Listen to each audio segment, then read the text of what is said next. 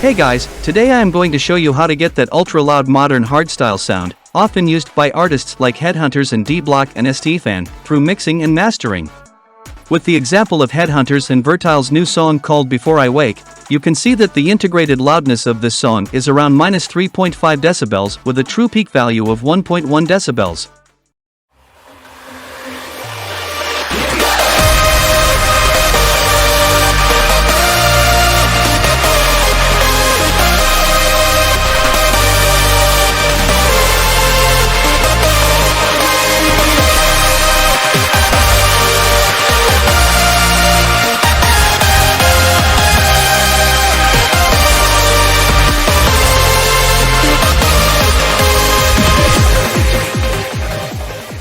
This might seem strange, since you normally do not want a true peak value of above 0 decibels. In this case, the most likely reason for it is that this is a download from YouTube, so it has gone through some file compressing that could have affected the loudness. On top of that, this plugin shows the true peak value, which is the highest digital sample from a waveform. This digital signal must be converted to an analog signal to be heard. The analog peak in the waveform is called the sample peak, which is less sensitive than the true peak. So it is possible that the true peak is above 0 decibels, but that the sample peak is not. In that case, technology tells you that your mix is clipping, but your ears tell you it does not. Our goal, for now, is to create a mix that has a true peak value of around 0 decibels without sounding clipped and an integrated loudness of roughly -5 decibels.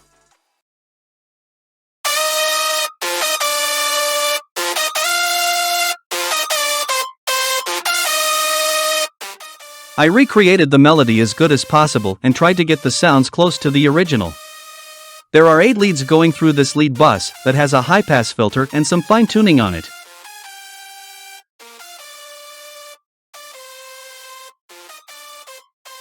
The 4 different chords also go through a bus with a similar processing.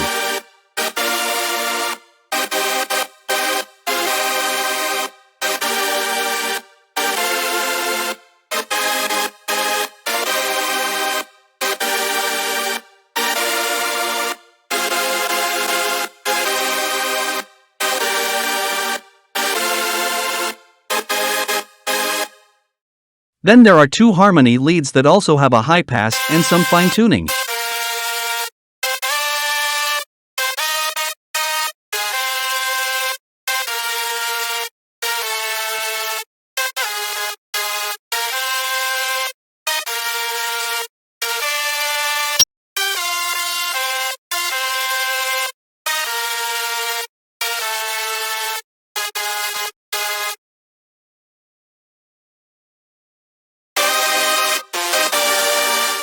The lead bus, chord bus, and harmony bus then go through a melody bus. This channel has the following processing: a high-pass filter and some EQ fine-tuning, general compression to attenuate the peaks and boost the throughs, a slight multi-band compression to make it sound more crisp, a limiter to boost the overall level until the peaks almost reach the ceiling, and another equalizer to clean up the sound. All together, it will sound like this.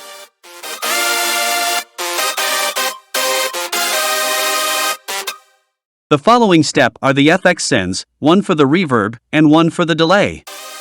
For the reverb I chose the Valhalla room and tweaked it to the following settings, then a high-pass filter and a dynamic EQ that reduces the highs to make sure it is not clashing with the dry sound. The reverb also has sidechain compression to lower the wet volume if the dry signal is playing. The delay send has the same processing, just with a fruity delay bank instead of the reverb. Now, it will sound like this.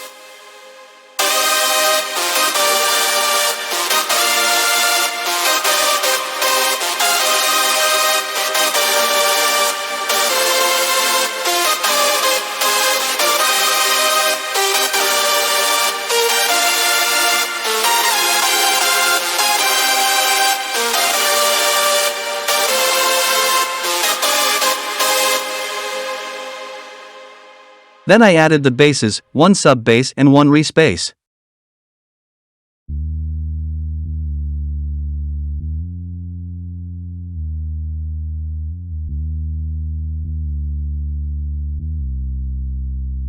Finally, the organ comes in, together with an ARP, to make the melody sound full and fill up the spaces.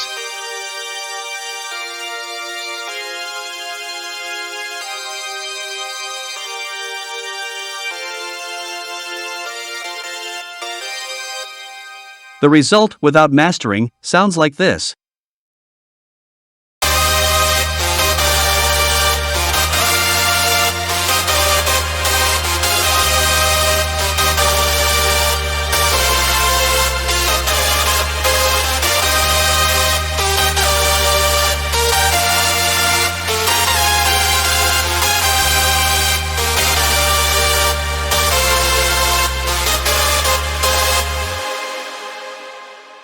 The last step is the most important to get that extremely loud sound.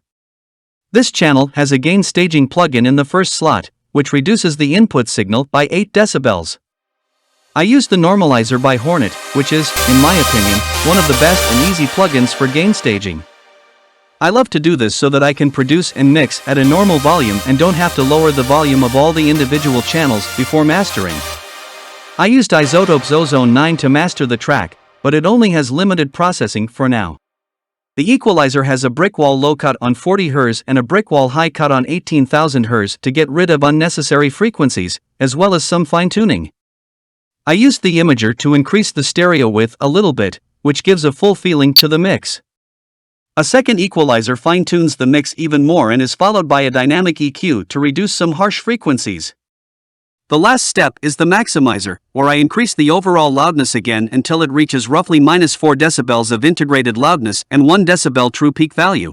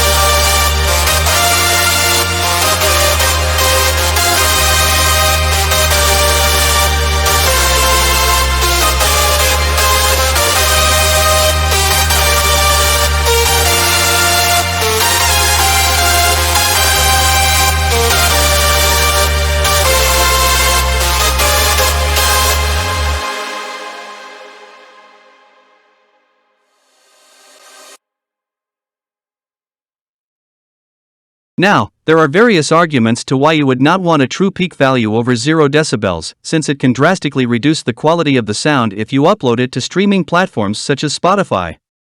However, most platforms nowadays have their own algorithms when it comes to compressing files uploaded by artists. Spotify, for example, is a sound-driven platform, so it will try to compress the audio files while reducing the negative effect on the audio quality. So in most cases, a true peak value of around -0.5 will be fine for streaming services. But, if you want to upload your song to social media channels, I would recommend reducing the true peak value to around -1 to -2. The main reason for this is that platforms like Instagram are mainly graphic-driven, so pictures and videos are more important compared to sounds.